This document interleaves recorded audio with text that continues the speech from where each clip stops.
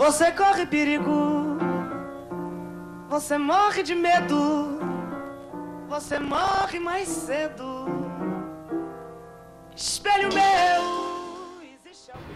Nós estamos aqui com Cleiton Salvador, 31 anos, depois de uma pesquisa e de uma quase investigação, a gente finalmente descobriu quem é o autor de áudios que tem encantado a cidade.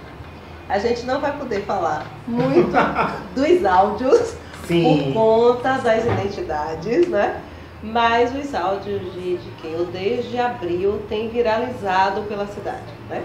Então eu vou começar perguntando para ele o que muita gente se pergunta, se todas aquelas histórias foram realmente reais. A história da briga e a história da cobrança. A gente só não pode falar muito de identidades, sim, mas podemos falar do contexto.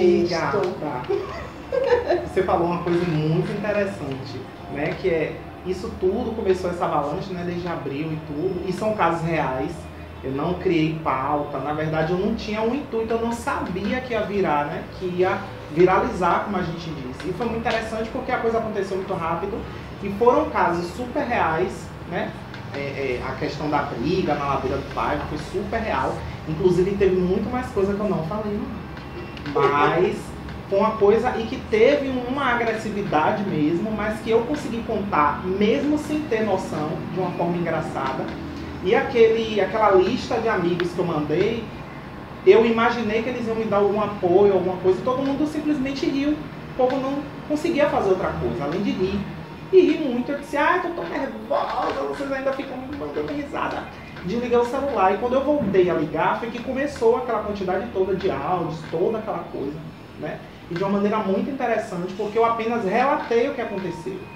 E no caso da cobrança, já tinha passado um certo tempo, e aí eu disse, não, eu não imaginava que um áudio tinha um alcance tão grande, e eu não posso tomar calote dessa mulher, porque eu não tenho condições de sustentar uma porra. Aí eu disse, não, vou ter que mandar um áudio para minha lista de amigos para ver se alguém faz essa mulher ter um medo de me pagar. E tornei a mandar um áudio fazendo as cobranças lá do produto que ela pegou na minha mão e não queria pagar. E ela pagou, porque eu disse que ela ia pagar e ela pagou. Você é administrador. Sim, formação, sim, por né? formação. Mas também ia tarô. Sim, jogo tarô há mais ou menos 7 anos. Essa questão do tarô, porque como qualquer oráculo, né? Ou outra forma de oráculo, de alguma forma eles trazem não só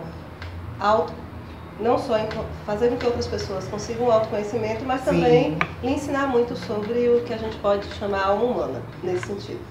Você acha que foi essa sua relação com o tarô que te deu essa tranquilidade, digamos assim, são situações extremamente estressoras, sim, né, com um certo grau de agressividade. Você acha que foi isso que de alguma forma te ajudou a encarar com bom humor, né, ou mesmo sem você querer, né, te ajudar a usar o humor para uma situação que normalmente seria com outra pessoa um ponto de tensão, digamos assim?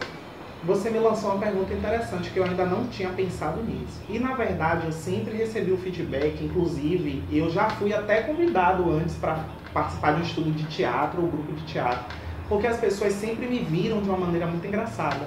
E isso se tornou comum na minha vida, né? As pessoas, eu tô indo aí pra sua casa porque eu tô com vontade de rir. E sempre falam que eu pontuo as coisas de uma maneira muito engraçada, mas é o meu natural.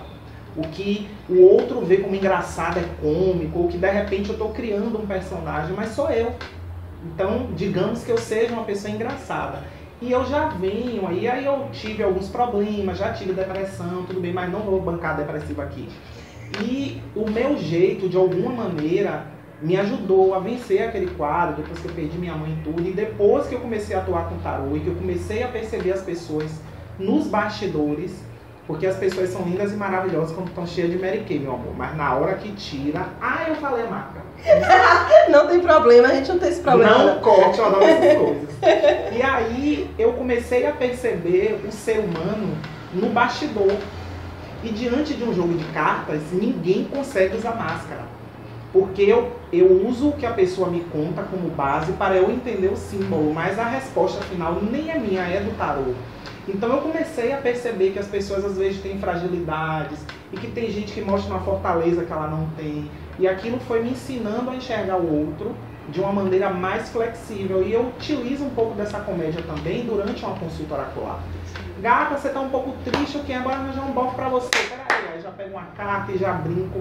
E eu já faço desse universo, né, não só na minha vida particular, mas eu já boto o tarô no meio. E a pessoa que chegou chorando pra consulta já sai dando risada. Então eu já recebi feedback de cliente que não foi pelo jogo de tarô.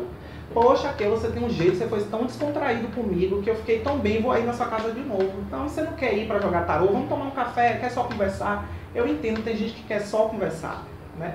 E foi a resposta que eu tive dos áudios. De gente que me diz, eu tava na minha rotina de trabalho, tava tão estressante, aí recebi um áudio seu, me alegrei.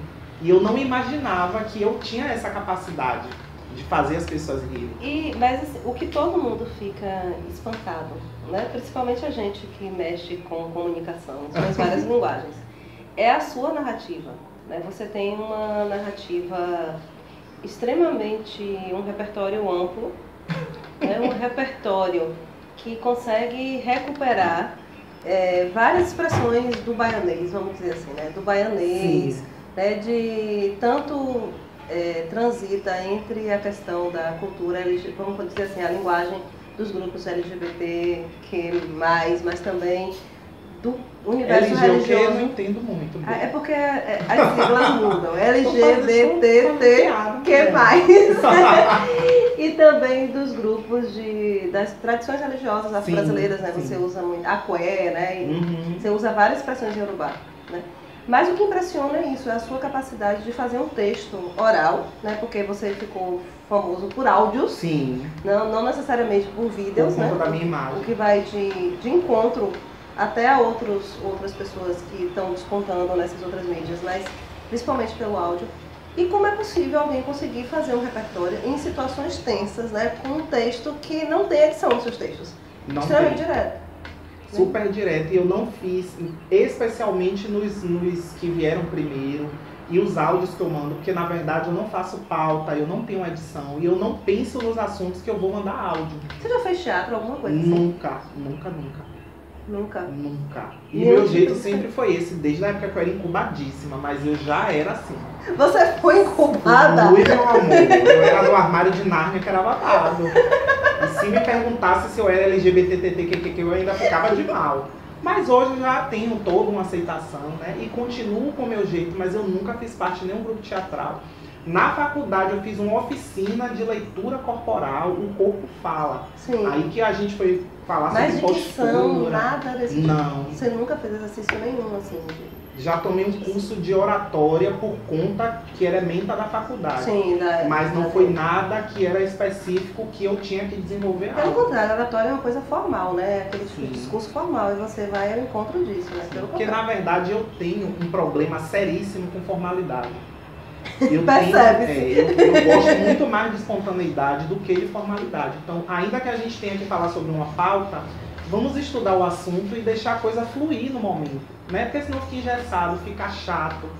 E quando eu penso no outro, eu penso primeiro em mim. Como sou eu enquanto espectador? Eu, sinceramente, não assisto o vídeo com mais de 15 minutos. Então precisa ter um assunto que chame muita atenção e que seja curto, porque as pessoas querem agilidade, vamos pensar assim, né? Lembrando que eu estou falando de vídeos corriqueiros, ou vídeos que tenha assunto que a gente não precise estudar profundamente, as coisas assim. Mas tipo, alguns vídeos de humor, alguma coisa que acesse engraçado, na minha visão precisa ser alguma coisa rápida, que a pessoa veja rápido e que seja engraçado. Né? E aí veio a ideia do áudio. Você tem áudios, né? Você, todos os dias você manda áudio para todo mundo, para sua... Sim. Se a gente perguntasse agora, então, sua plataforma é o WhatsApp. O WhatsApp total. Porque na verdade eu já tenho o hábito de mandar mensagens diárias para um grupo de amigos que fazem parte dessa lista de distribuição que eu tenho no WhatsApp. E são mensagens motivacionais ou algum texto engraçado. Então, gente, hoje eu não tô bem, boa tarde para vocês, e quem quer texto engraçado hoje sou eu. Aí o povo manda, vai, calma que eu tenho calma, calma. Então, assim, é muito mais um bate-papo do que uma coisa forçada, do que uma coisa agendada. E aí, quando acontece de eu mandar áudio, sei lá, uma mulher, eu tô no ponto e eu ouço uma mulher dizendo que apanhou do marido. Eu fico, minha menstruação chega, eu fico em cólica. Assim. E aí eu já mando um áudio. Século XXI ainda existe mulher apanhar de homem, eu não acredito. E aí o povo começa a responder, tem que eu. Então essa interação, sem pauta, sem marcação, sem previsão, porque às vezes eu tô no ônibus e o áudio sai com zoada de ônibus, sabe? Então é uma coisa que é interessante, que fica natural, com um vocabulário baianês que me aproxima de quem vai ouvir e ao mesmo tempo fica engraçado.